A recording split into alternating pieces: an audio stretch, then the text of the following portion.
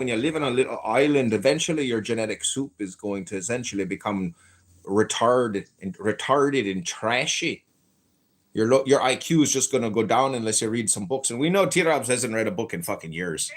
Neither has Diego with his big library in San Diego.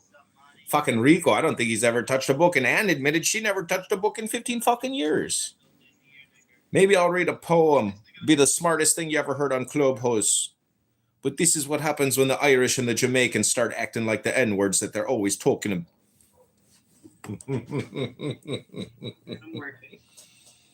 It's not good. Did you miss us, the people on Clubhouse?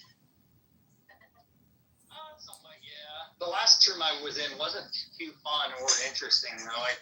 I tend to find myself in Andrew's room, which are never a good time for me.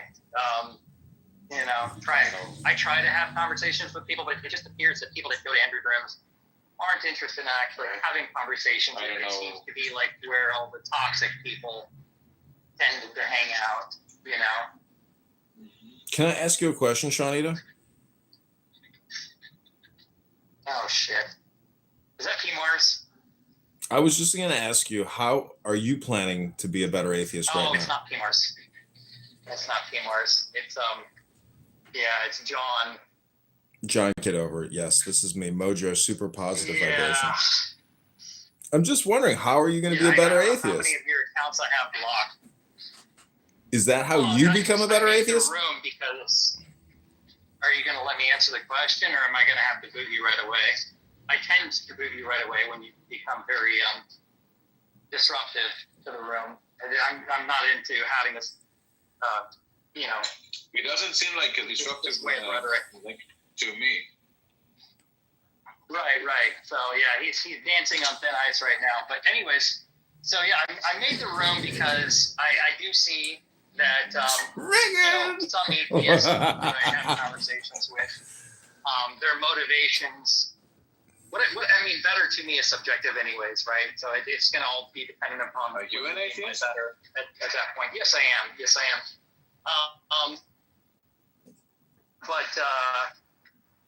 For me, I see a lot of people that are atheists that are also destructive, not only on this app but in their own lives, right?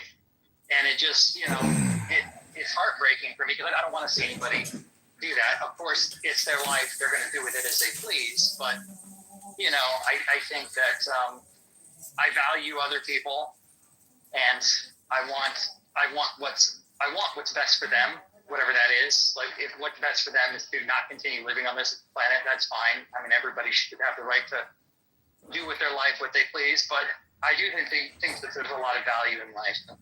I kind of want to spend more time talking about and doing things that are in that nature, right? So that's kind of what it's not really about just atheists in general, because that can apply to everybody. But I do see a lot of people, especially atheists that have come out of religion, still carry a lot of baggage with them. So would you say that intelligence is one way to be a better atheist?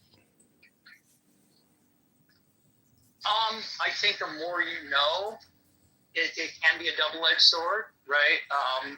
Because for some people, once they've learned something, sometimes it can be detrimental to their well-being.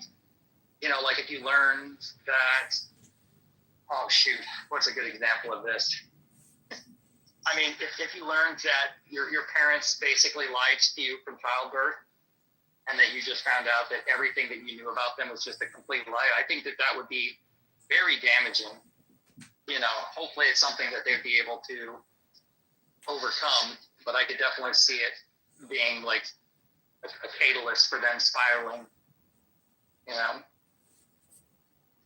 Well, I mean, does that make sense? The problem with that is, I mean, if you were intelligent and you thought your parents lied to you, even though you came to the conclusion that they themselves had been lied to, or that they were doing whatever they thought was the best thing to do at the time. So how can you hold that against people who are just doing what they think is the best thing? Well, now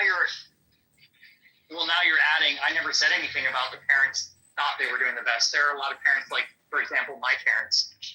My mom did not have my best interest in mind, and she lied to me all the time, right? We were just a pawn for her game. And her game was to use us as a bargaining chip, or to her, we were just a paycheck, right? She took advantage of my dad, and he was forced to pay child support to a woman who never really cared about her or us. She never really took care of us as far as like interacting with us, making us feel good. She rarely ever cooked. It was like the bare minimum she could get away with, right? Most of her money was spent on herself, right? So she didn't really care about us at all, right? Even though she would say the words, you know, she would say whatever she needed to keep us attached to her, right?